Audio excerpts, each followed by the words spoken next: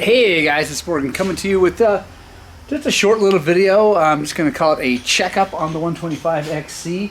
We got 87 hours on it. If you watched the last video where I kind of make my final decision on how much I like it and what I think about it for a big guy and all that stuff, you know that I love this motorcycle. It's been awesome. I've had it almost a year.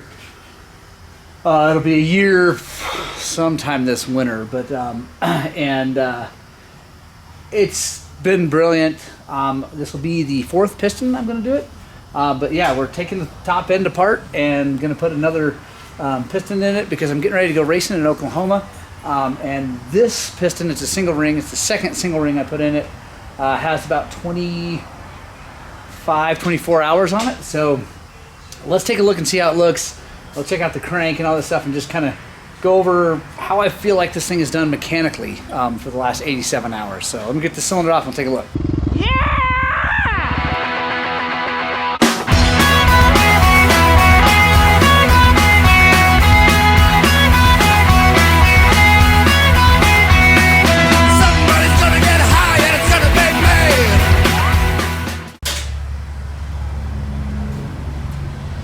All right.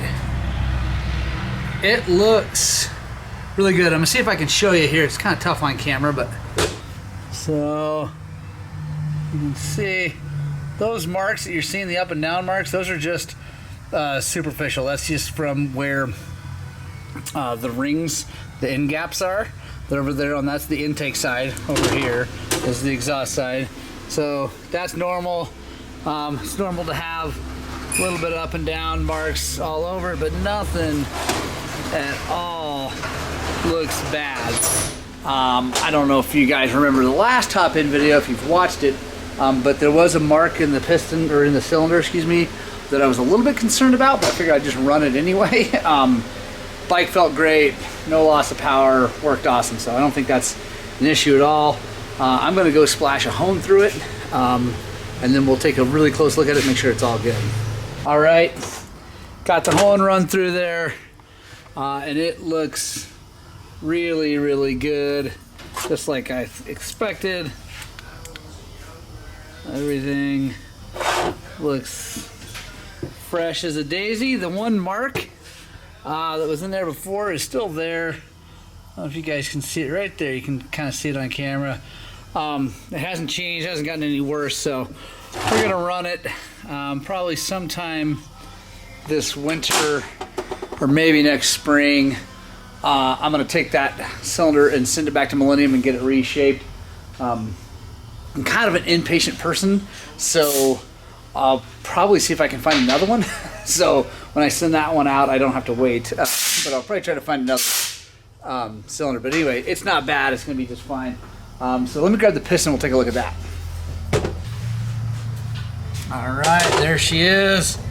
Let's grab a rag.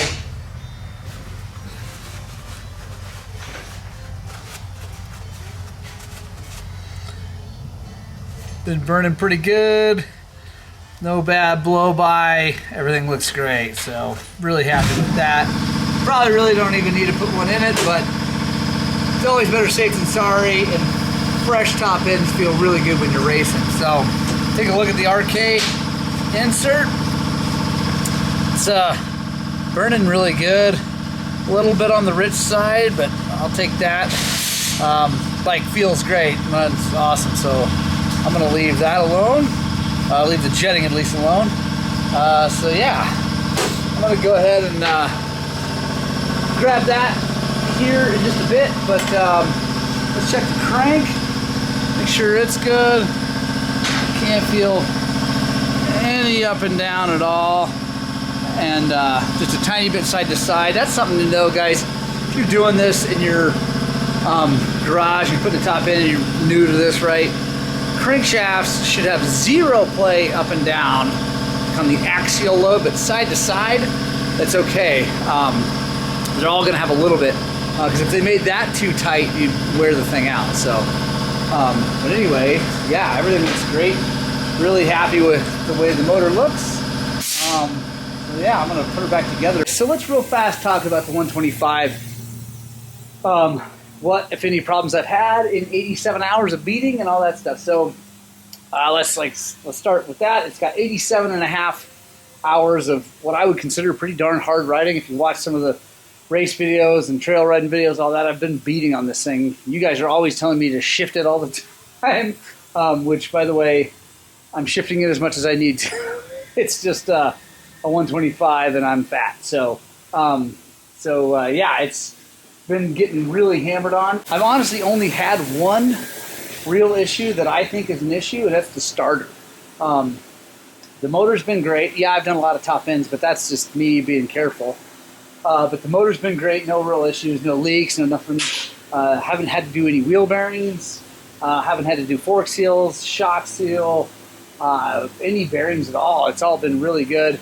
But the starter did give out about, now it's probably been almost 30 hours ago, 30 hours ago. And I kind of fixed it by fixing the cable, whatever, a little bit, but then that didn't really fix it, so I had to replace it. So honestly, other than that, this bike has been really good. Really happy with the Mikuni carburetor after putting the JD needle and jetting it. Really happy with the RK Tech head. Probably the biggest thing I did to make this thing really work well is put these spring Explorer forks that have been set up by TBT and have them valve the shock.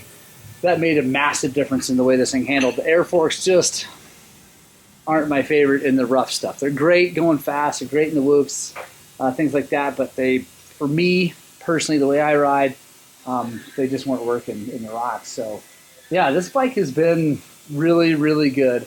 I'm going to keep it for a long time, so make sure you subscribe to the channel here if you want to see the long-term test on this thing as we get up to 300-400 hours, which I definitely will. So yeah, anyway, I'm going to put this top end back in, and then I'm going to shoot a video on rebuilding this shock. So if you want to watch that, make sure you subscribe to the channel. I'm going to be taking the shock off here tonight, taking that out and completely rebuilding that thing. Not because it's leaking, but because it's time. I'm actually past time. It's got 87 hours on it. So anyway, hope you guys like that video. We'll see you soon.